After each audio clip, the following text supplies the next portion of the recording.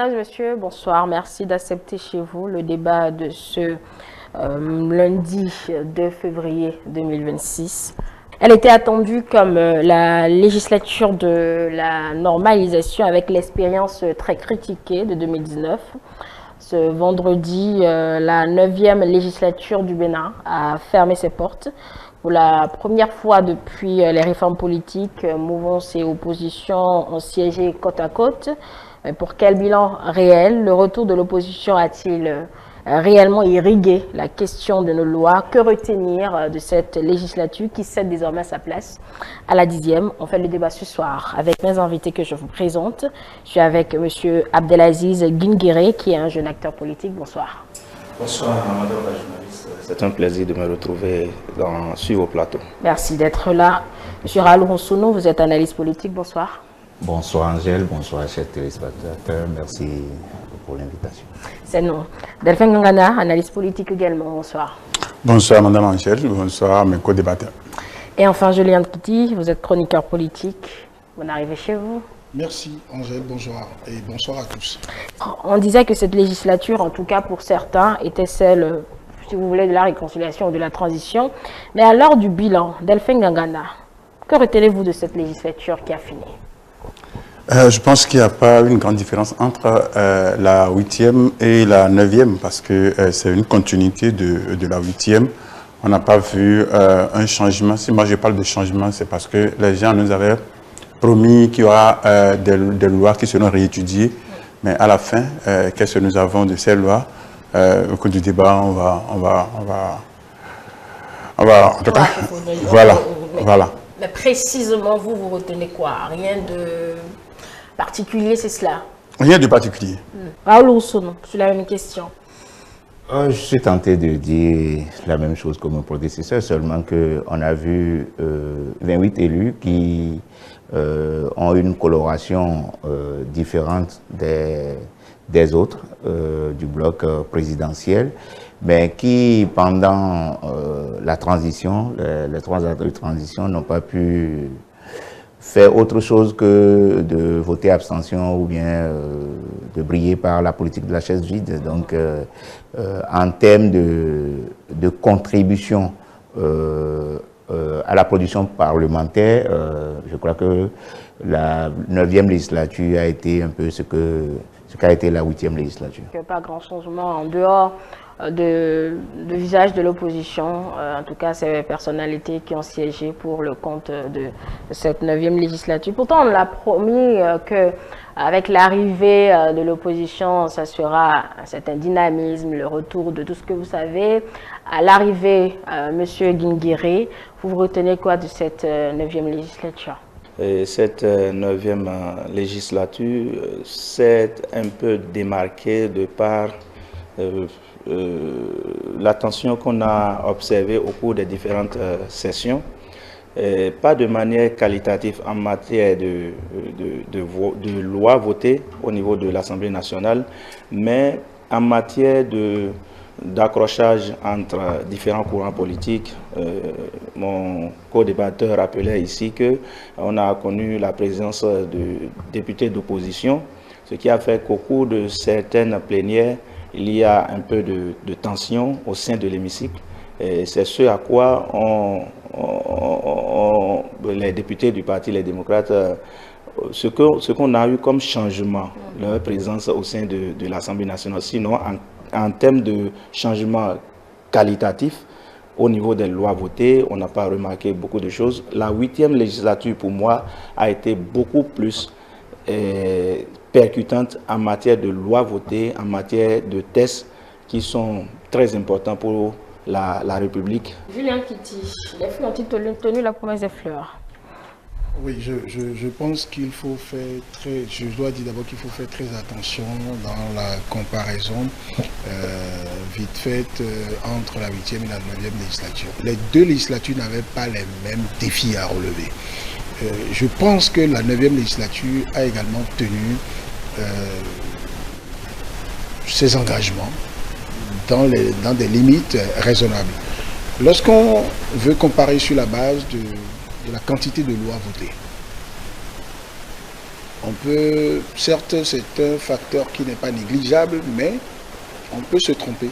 Parce qu'il y a des lois suffisamment de lois qui ont été votées par la 8e législature, parce que les réformes étaient annoncées en ce moment, et la législation qui devrait accompagner ces réformes-là devrait intervenir dans ce timing-là. À l'heure du timing de la 9e législature, il faut expérimenter ces lois.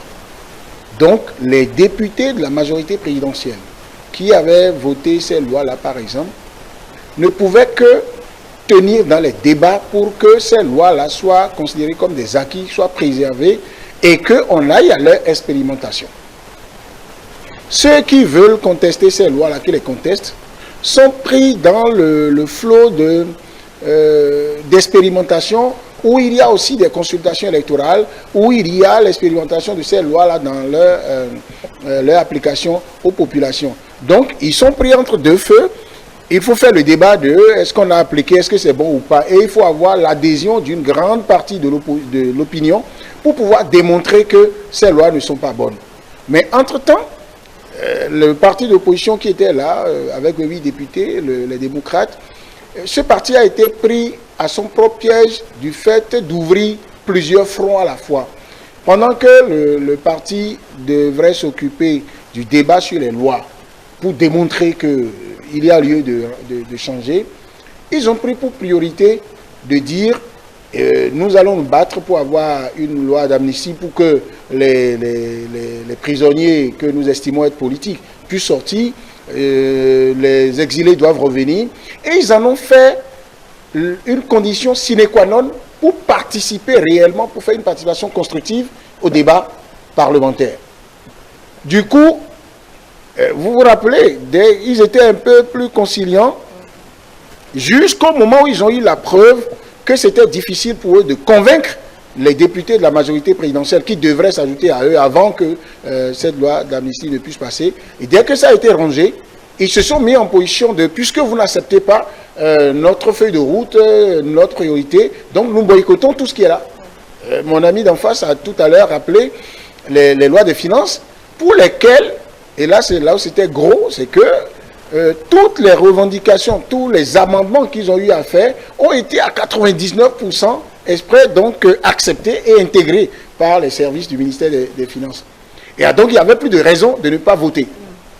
Et vous avez vu un des députés majeurs des démocrates désobéir à son parti, notamment à Rossi, pour dire mais qu'il ne comprend pas pourquoi il ne voterait pas. On a accepté nos amendements.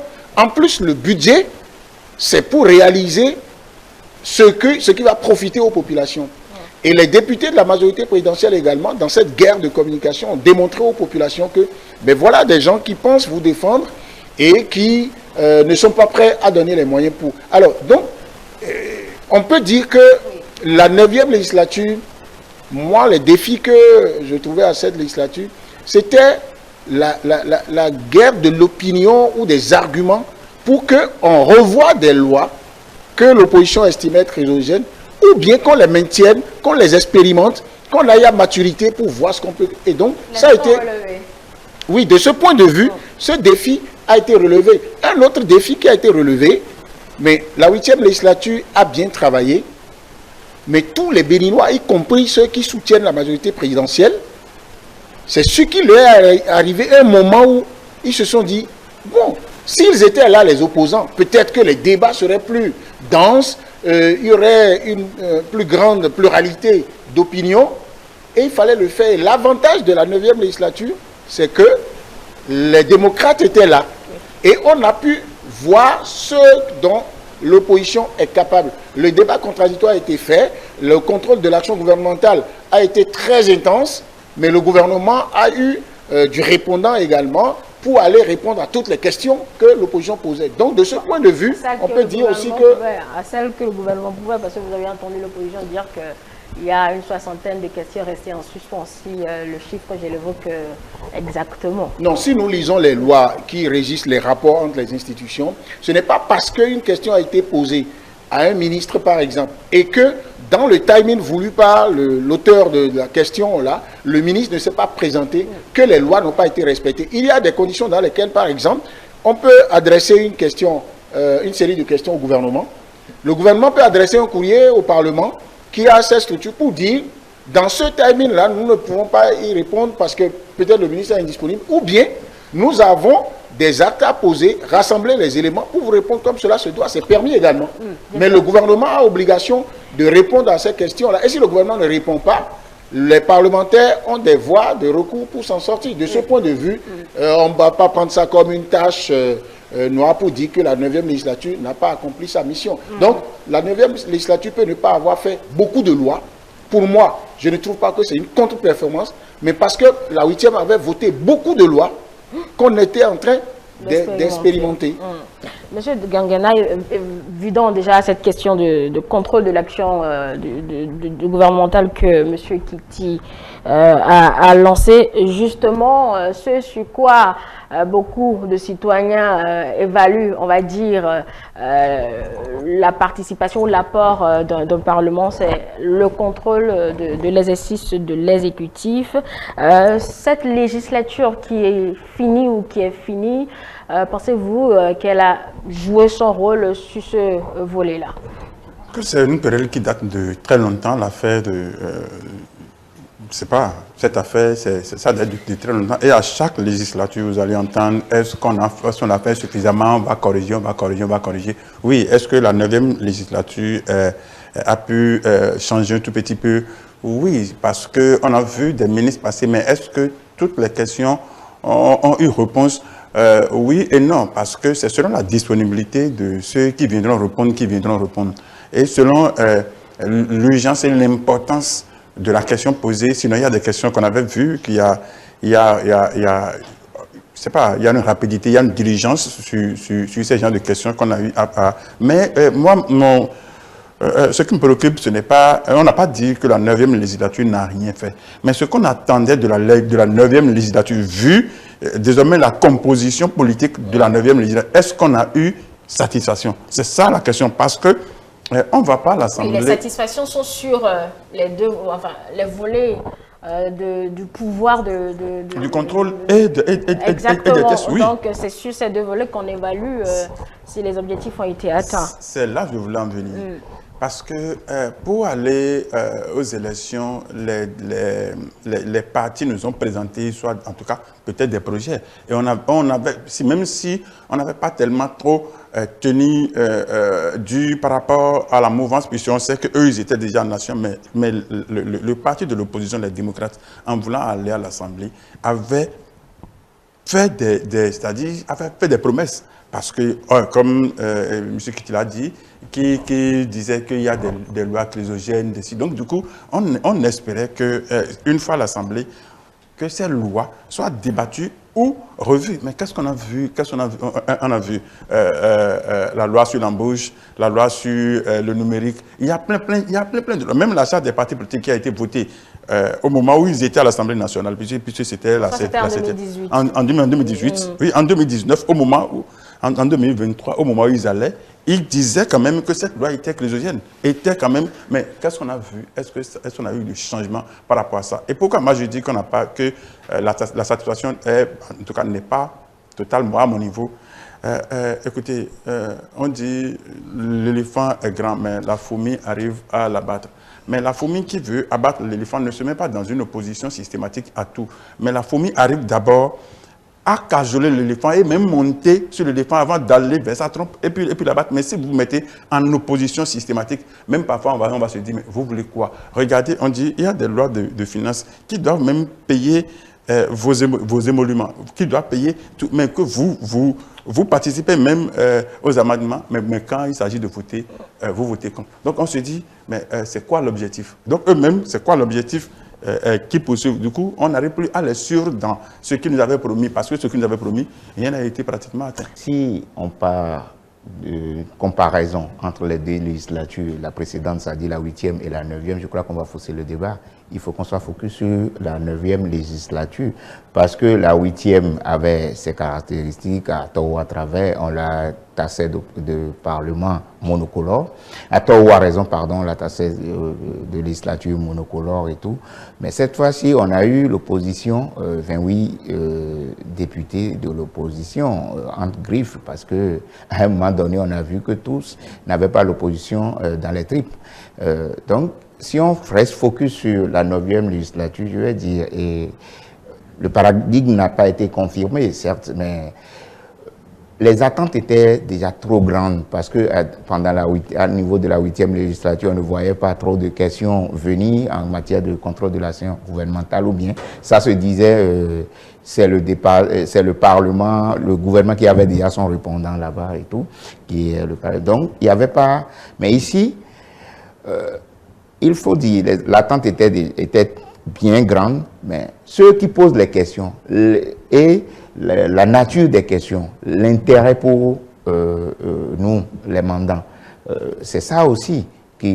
Quand vous posez une question et déjà sur la question vous êtes très mal informé, je ne sais pas pourquoi on doit perdre des heures, on doit perdre des jetons de présence et tout pour répondre à ces questions-là. Quand vous posez des questions qui, visiblement, parce qu'un député a fait un P dans son fief là-bas, ça devient une question d'actualité ou bien une question au gouvernement, je ne vois pas l'intérêt pour nous parce qu'il y a eu beaucoup de questions qui sont liées à la personne de ces élus-là. Un député qui a un souci en justice, ça devient une question d'actualité adressée au gouvernement et tout. Donc, même les mandants ne voient pas l'intérêt qu'on programme ces genres de questions-là. Maintenant, je ne dis pas, donc, si on part sur ce postulat, on fait le point, on dira que oui, il n'y a pas eu beaucoup de questions répondues auxquelles le gouvernement a répondu. Et l'autre chose est que, déjà, sur certaines questions, le tout n'est pas de venir faire un débat au Parlement. Il y a des réponses qui viennent de manière orale et le règlement intérieur l'a prévu. Moi, j'ai de mémoire de journaliste, j'ai eu la chance de commencer au Parlement avec la fin de la 3e législature. Mais on a vu des oppositions parlementaires, on a vu des questions adressées au gouvernement et on a vu tout ce qui c'était plus consistant que ce qu'on voit, que ce qu'on a vu au niveau de la 9e législature. Donc, déjà, quand il n'y a pas d'intérêt, pour le peuple, pour les populations, je ne vois pas pourquoi on doit faire des bisbilles politiques, des questions politiciennes, on doit en faire des débats d'ordre national. Je pense que, et en prenant la 9e législature, bon, pour avoir été assistant d'un député, je peux vous dire que il y a de l'amalgame souvent sur un certain nombre de députés. Notamment, vous ne pouvez pas poser une question écrite au gouvernement et vous attendre qu'on programme cela en plénière. Ce n'est pas possible. Il y a des gens qui mettent questions écrites au gouvernement. Le gouvernement vous répond de manière écrite. Et ça vient à l'Assemblée, les réponses sont de manière écrite. Et je peux vous dire qu'il y a beaucoup de choses, beaucoup de questions comme ça que le gouvernement a répondu de manière écrite, mais que les députés ont exigé, ceux de l'opposition, que ce soit programmé au niveau de la plénière, alors que vous avez posé une question écrite. Maintenant, sur la question du contrôle de l'action du gouvernement, je peux vous dire que cette législature a fait un travail considérable en matière de contrôle de l'action du gouvernement. Et n'oubliez pas que c'est sous cette législature, il y a même eu des commissions parlementaires pour enquêter sur un certain nombre de faits. Il y a des missions de terrain. On a les résultats de certains. Hein. Oui, les résultats sont avec le gouvernement, entre le gouvernement et les institutions. Parce que c'est l'Assemblée nationale qui contrôle et fait le constat. Les résultats de l'enquête sont envoyés au gouvernement pour correction.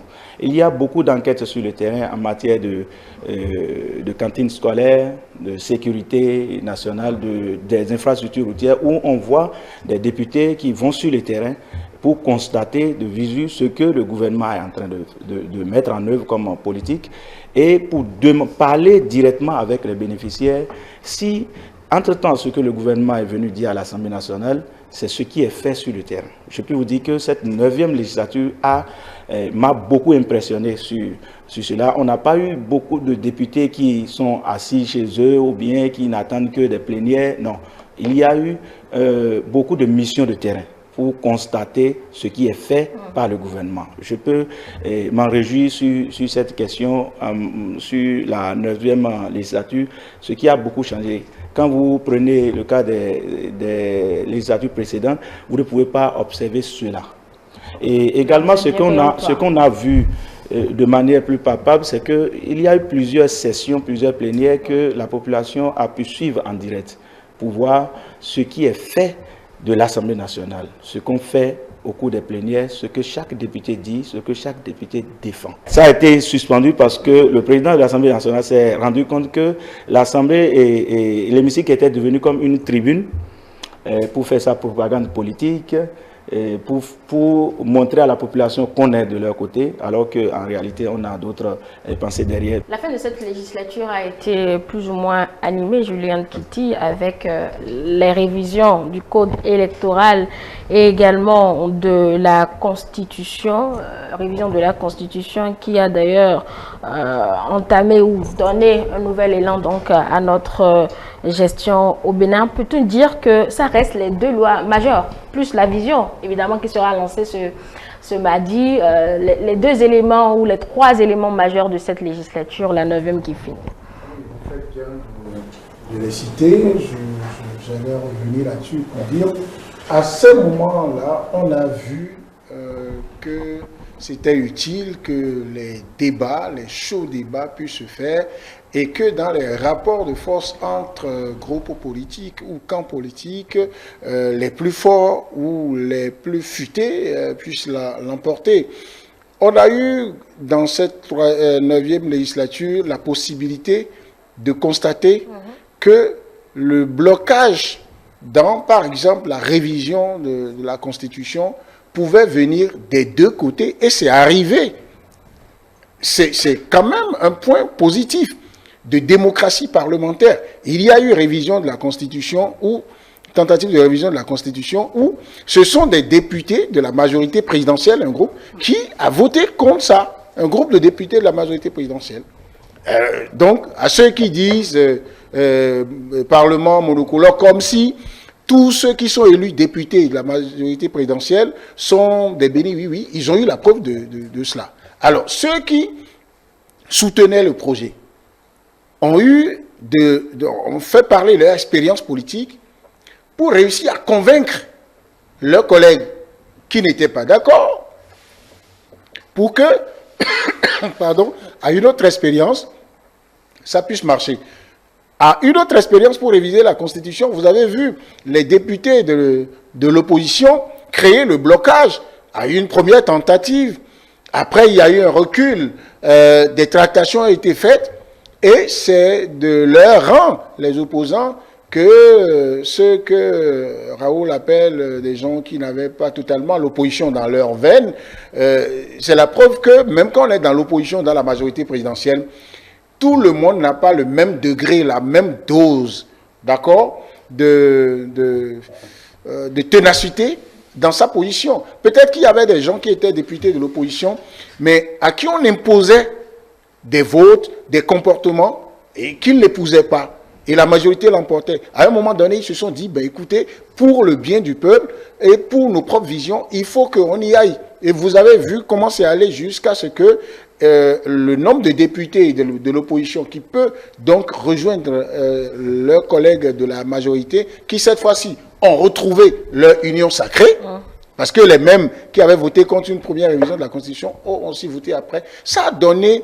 lieu à des débats qui ont permis aux populations de se dire, ça bouge, ça discute, et rien ne passe comme lettre à la poste au niveau du Parlement. Pour le code électoral également, vous avez vu comment ça discutait à l'Assemblée nationale. Les députés de l'opposition, qui n'étaient pas en nombre de pouvoir renverser la tendance, alors qu'ils avaient promis à leur mandant, en se faisant élire en 2023, que si eux, ils tombent à l'Assemblée nationale, eh bien, ils allaient changer le code électoral, ils allaient ramener le pays à la version première de la Constitution du 11 décembre 1990. Et donc, ils ont promis un certain nombre de choses. J'ai déjà parlé tout à l'heure de la loi d'amnistie pour que les prisonniers dits politiques puissent sortir.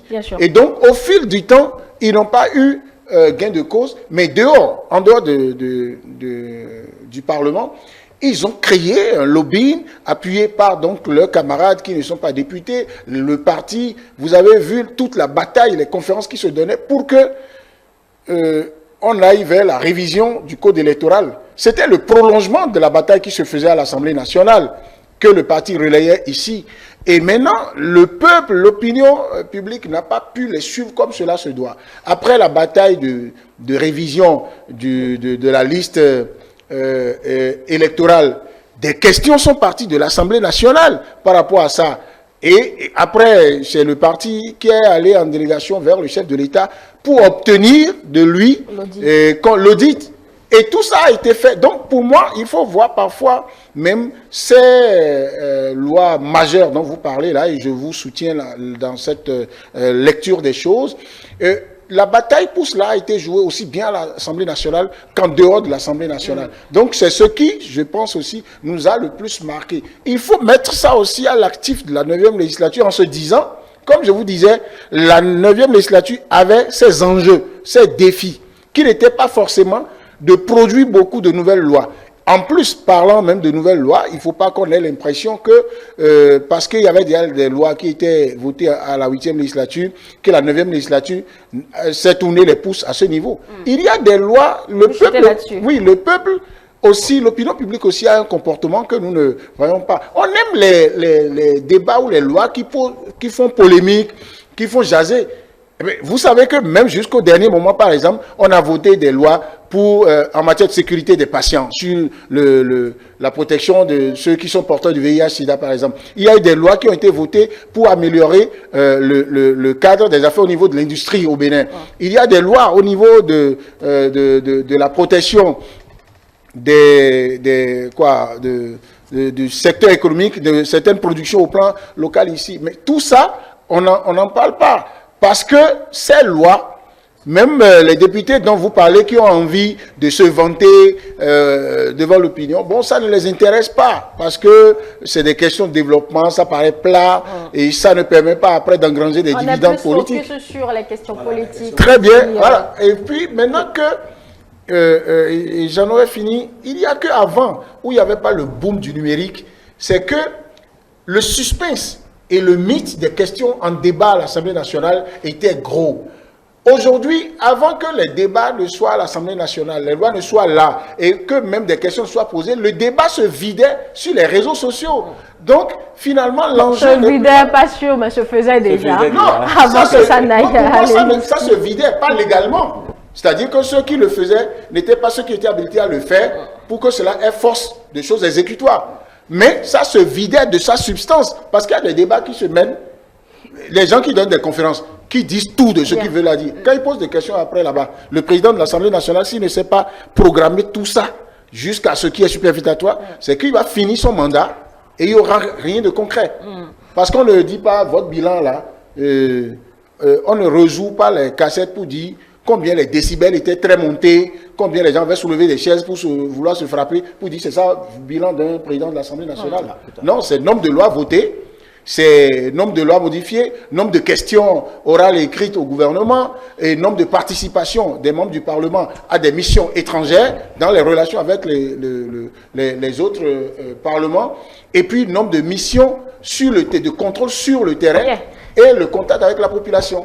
Un peu comme le rappelle Raoul, Jules Léon de Kiti, eh bien, la majorité n'a pas attendu l'opposition, en tout cas les acteurs, pour se positionner sur certaines lois majeures. Il a rappelé la révision de la Constitution qui a déjà échoué après l'autre qui a abouti au cours de cette même législature. Je pense bien que si ma mémoire elle est bonne, alors la mouvance Natab, un peu pour dire que, eh bien, c'est pas forcément l'opposition qui fait, on va dire, le débat au niveau de l'hémicycle au cours d'une législature. Il faut dire que la 9e législature, c'est une législature de transition. C'est une législature de transition. Et il y a eu beaucoup de relectures de lois votées au niveau pendant la 8e aussi, qui ont été expérimentées, qui sûrement avec beaucoup de goulot de tranglement et tout, il y a eu des lois qui ont été relues pendant cette législature-là. Donc, les initiatives qui sont partis de l'opposition tournaient autour, je l'avais dit déjà tout à l'heure, tournaient autour du retour des exilés, et loi d'amnistie et tout. Ce n'est que ça qu'on a vu comme initiative de loi, malheureusement, venant de l'opposition. On n'a pas vu une initiative qui contribue concrètement, qui impacte le développement de la plèbe.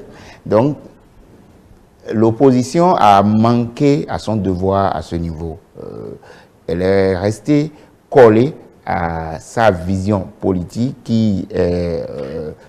Est-ce que vous ne lui demandez pas également un peu trop quand elle se retrouve en minorité dans ce Parlement vaste de représentants de la majorité? La vie dans un Parlement, le Parlement c'est d'abord un rôle de la politique et c'est d'abord le lobbying. C'est d'abord le lobbying. Si déjà, par affinité, l'opposition arrive à faire voter des gens, des députés de la mouvance dans des convictions qui sont les leurs, alors je pense que ils pouvaient faire aussi le contraire. Donc, quel lobby ils arrivaient à faire? Et quand vous ne faites pas de concessions, qu'est-ce que vous espérez que les autres vous fassent? On a évoqué le cas tout à l'heure des lois de finances. Ils savent que c'est la majorité simple qui fait voter une loi de finances. Et ils savent que même moins les 28, les lois de finances seront votées. Et le ministre Wadaï a pu avoir quand même sur les lois de finances et lois de finances rectifiées, je crois que tout est passé. Donc ce n'est pas le vote de l'opposition qui déterminera. Mais ils auraient peut-être pu juste accompagner.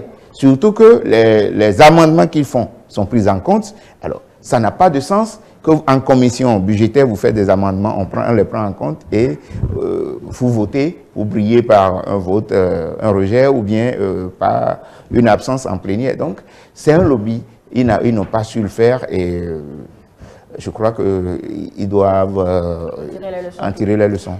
L'expérience a été faite d'Alpha Ngagana. Quel héritage laisse cette 9e législature, à votre avis?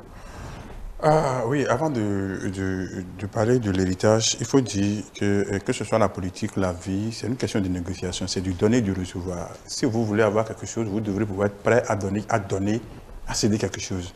Donc, vous ne pouvez pas vouloir avoir et refuser d'en donner.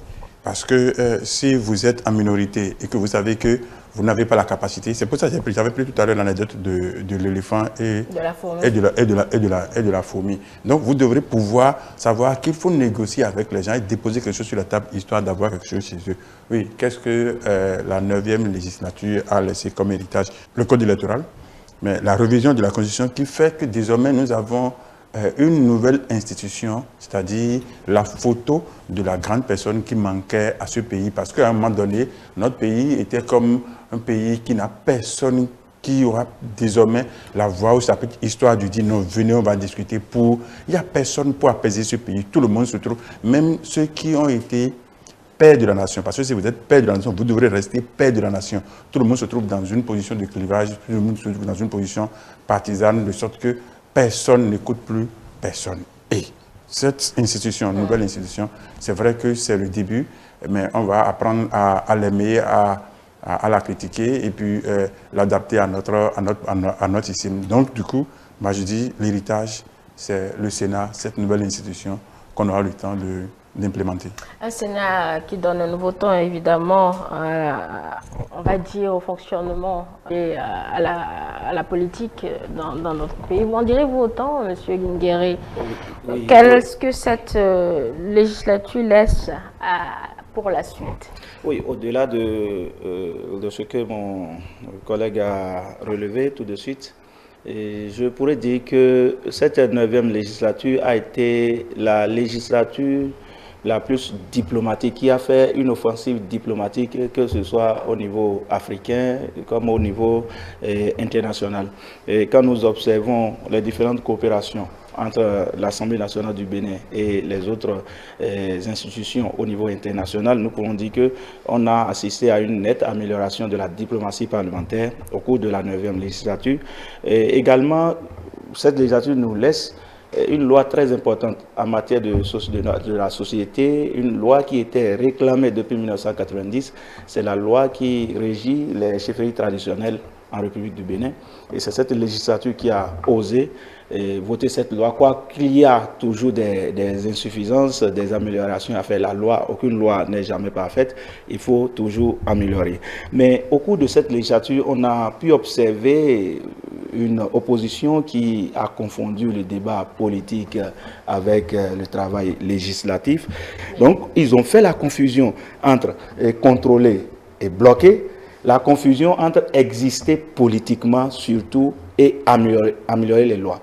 Parce que chacun cherchait à exister politiquement, même si la loi était importante, vue comme une loi qui va contribuer au développement politique de notre pays, puisque cela ne nous permet pas d'exister politiquement, il faut contester, il faut rejeter cette loi. C'est ce à quoi on a observé au cours de cette législature et je pense que la 10e va corriger cela, d'autant plus qu'il y aura 2 partis au sein de cette 10e législature. Donc je pense que c'est des choses que la 10e législature va corriger. Héritage à sauvegarder, à améliorer, Julien Kitty?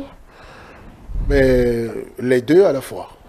Les deux à la fois, parce qu'au niveau de la 9e législature, il y a des acquis de ce qui avait été fait au niveau de la 8e législature qui ont été pérennisés.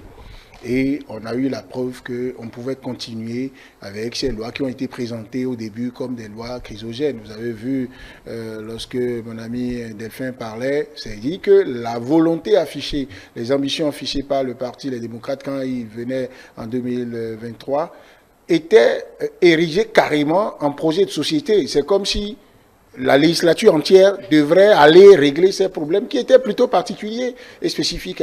Donc c'est pourquoi, et ça on n'a pas le temps de faire le débat sur l'effet de la qualité du discours politique sur les résultats politiques que vous avez après. Quand vous mettez la barre très haut par rapport au discours politique et vous promettez jusqu'à l'impossible ou ce que vous n'avez pas encore négocié, après ça vous retourne en plein visage. Alors l'héritage à pérenniser parce qu'il y a de très bonnes choses qui sont là, des choses qui sont en expérimentation et qui changent, qui amènent notre landerneau politique à faire une mutation essentielle. Vous avez vu, c'est grâce à la 9e législature qu'aujourd'hui, vous avez les conclusions, les acquis de la réforme du système partisan. Les acquis sont consolidés et s'il y a forcément quelques aspects à améliorer parce qu'il faut progresser, qui vont se faire. Et aujourd'hui, on a la preuve que c'était bon de l'avoir fait.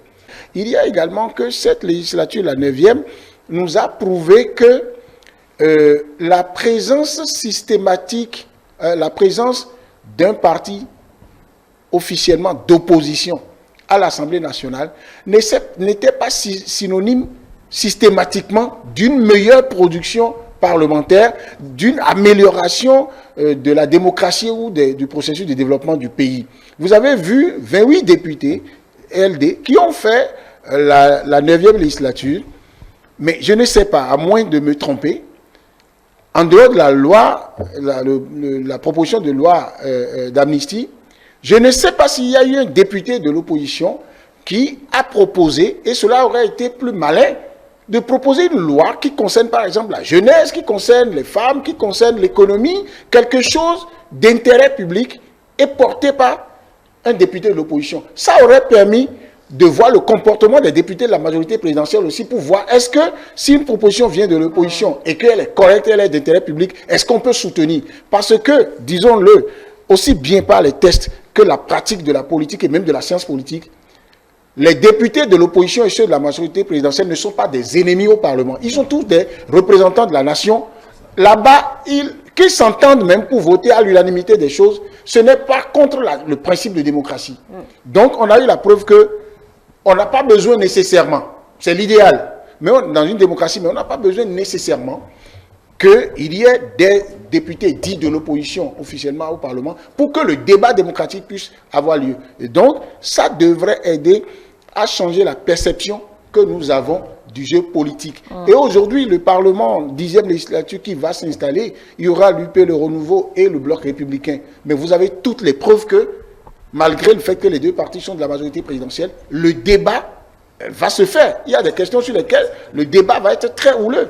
Donc le Parlement doit se mettre au service également du développement et c'est ce que veut la réforme du système partisan. Enfin, la 9e législature nous laisse un héritage qui en même temps s'ouvre sur des perspectives assez importantes. C'est que l'attelage institutionnel, de par la dernière révision de la Constitution, l'attelage institutionnel change fondamentalement. Et les rapports entre les institutions également, il y a une mutation à ce niveau. Donc nous partons, c'est comme dans les recherches scientifiques, vous avez des résultats que vous expérimentez, mais vous ouvrez des brèches pour que d'autres chercheurs viennent ouvrir encore des perspectives. Donc on va encore expérimenter par exemple 7 ans de vie parlementaire, ce n'était pas 7 ans, une première, on va avoir le Sénat et dans la formule, dans la forme authentique du Bénin qui va être expérimenté également. Et les rapports entre l'exécutif et le Parlement ne seront plus exactement les mêmes parce qu'il y a un peu comme, j'aime bien l'expression qu'il utilise, Delphin, la photo d'une grande personne, pour faire une traduction littérale de l'expression qu'on utilise en fond, désormais que nous allons avoir comme gendarme dans notre tête et qui, quand nous allons perdre la tête, va pouvoir nous dire, mais écoutez, la nation d'abord, c'est tel qui est le parti de tout le monde. Et pour moi, nous avons... la 9e législature nous a laissé également comme héritage la pratique de la représentation des genres. Vous avez aujourd'hui, plus personne ne peut venir dire il ne faut pas continuer avec la dynamique qui permet d'avoir des femmes systématiquement à l'Assemblée nationale. Parce qu'elles ont eu la preuve, elles ont eu le temps de faire leur preuve.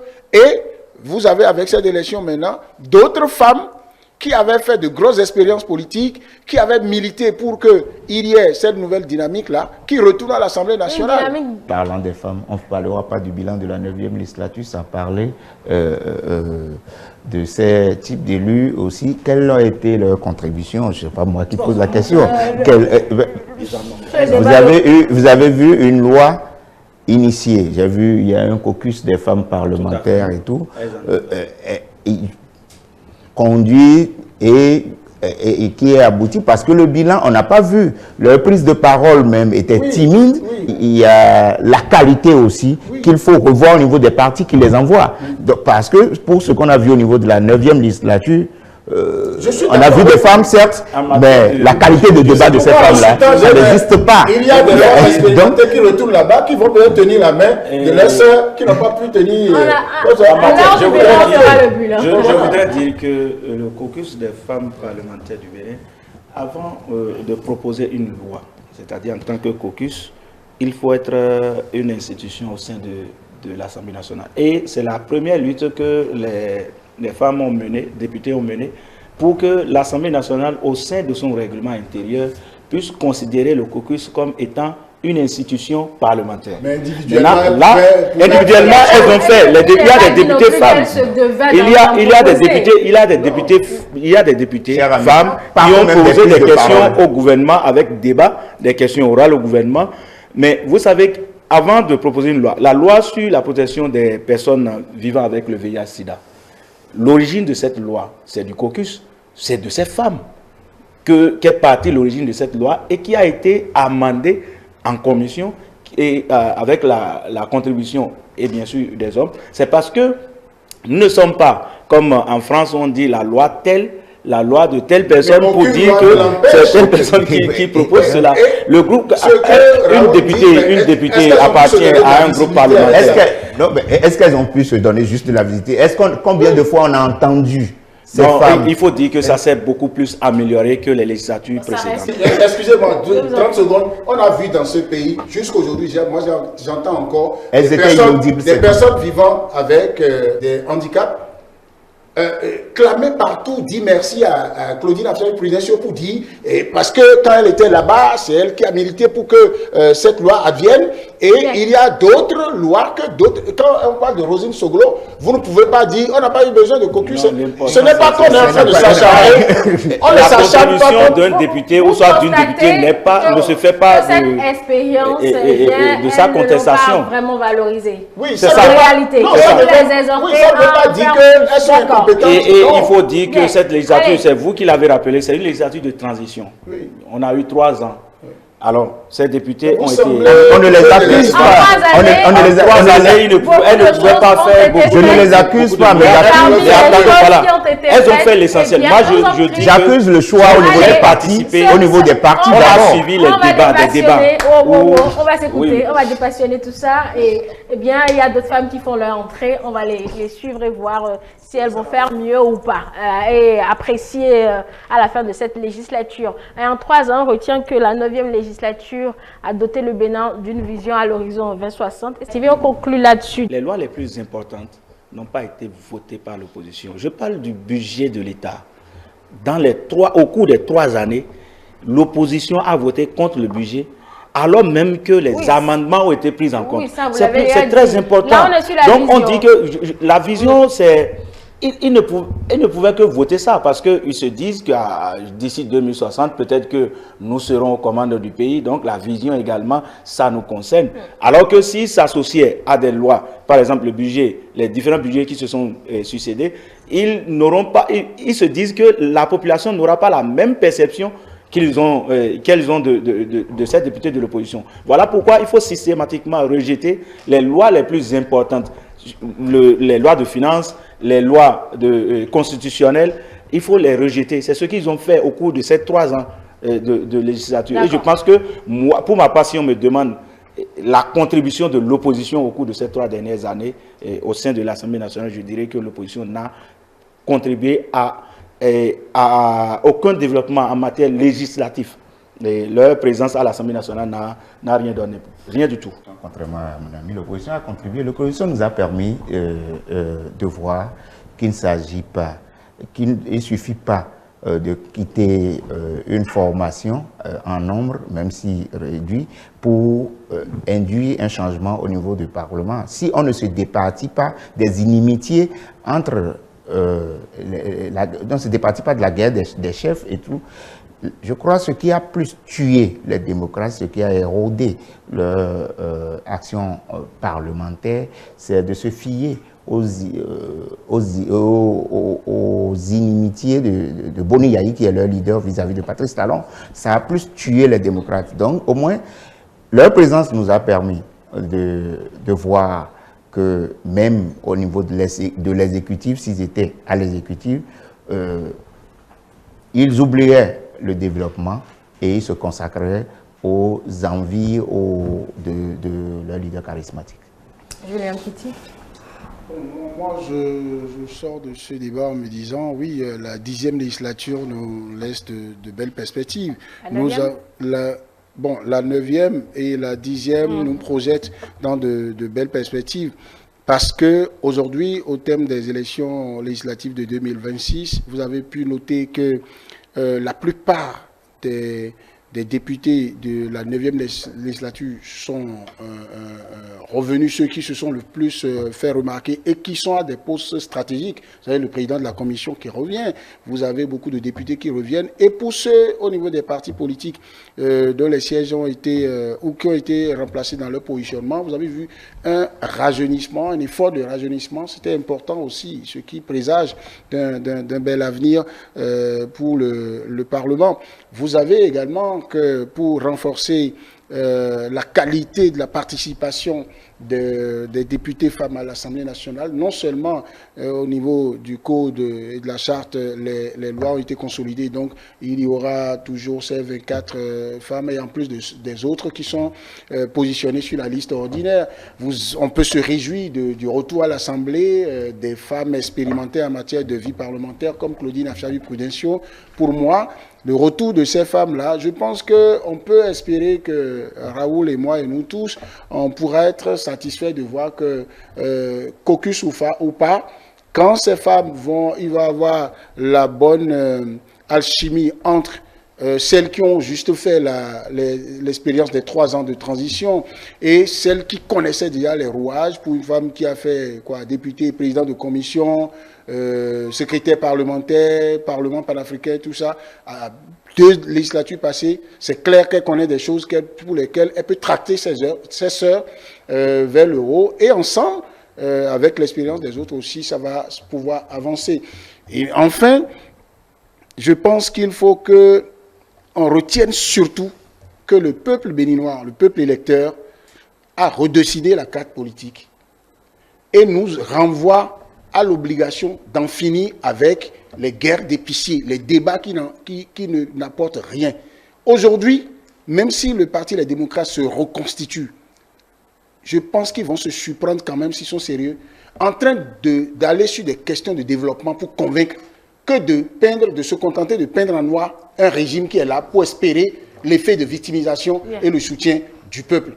Aujourd'hui, au Parlement, s'il faut changer le mot opposition, je ne sais pas, la minorité va faire ses nuances et vous allez voir entre UP, le Renouveau et le BR sur des questions, c'est sur chaque question que le débat va se faire si on est d'accord ou on n'est pas d'accord. Et donc, on ne devrait plus transposer l'opposition pour l'opposition, l'inimitié au Parlement pour avancer. Merci à chacun de vous. Mesdames et messieurs, c'est tout pour le débat de ce lundi. Merci de nous suivre sur nos plateformes numériques, notre chaîne YouTube Télébénin, et télécharger l'application de Télébénin pour nous suivre un peu plus facilement. C'était Abdelaziz Genguéré, Julien Kiti, Ralon Sounou et Delphine Gangana chez vous. Merci de nous avoir suivis. Passez une très belle soirée en compagnie du reste de nos programmes.